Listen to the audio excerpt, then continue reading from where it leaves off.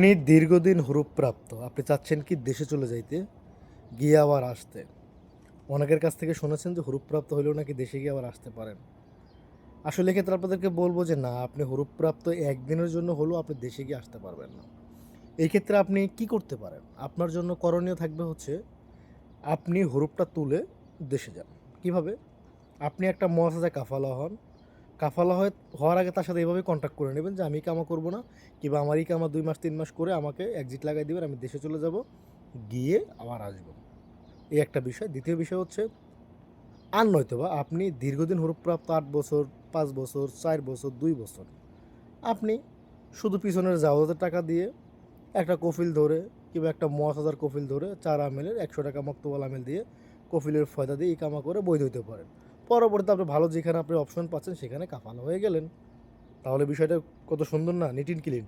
এখন আপনি হুরুপ তুলে দেশে গেলেন, কিংবা আপনি এক্সপায়ার দেশে গেলেন। এখানে আমি আরেকটু অ্যাড করি, যারা এক্সপায়ার তাদেরও। আপনি এক্সপায়ার দেশে গেলেন। দেশে যাওয়ার পর আপনি যে মানুষটার কাছে আবার আসতেছেন, সেই মানুষটা যে আপনার ইকামা দিবে, এটি কোনো মানে আছে? নাই। তাই দিন শেষে আপনি ক্ষতিগ্রস্ত হবেন। তাই নিজে দেখে শুনে বুঝে একটা জায়গায় মুআসাসা ফার্দি কিংবা নাকলিয়াত কিংবা ৪ আমেলের ২ আমেলের কফিলের কাছে কাফালা হয়ে যান। হয়ে ইকামা করে আপনি দেশে যান। কিংবা এক্সিট নিয়ে যান, কিংবা আবার এখানেই বৈধ হওয়ার পরে ভালো একটা কোম্পানি যদি পান, সেখানে আবার একটা কাফালা হন। তাহলে কিন্তু আপনি সেটেল হয়ে যেতে পারলেন। বাকি অ্যাজ এ উইশ আপনার।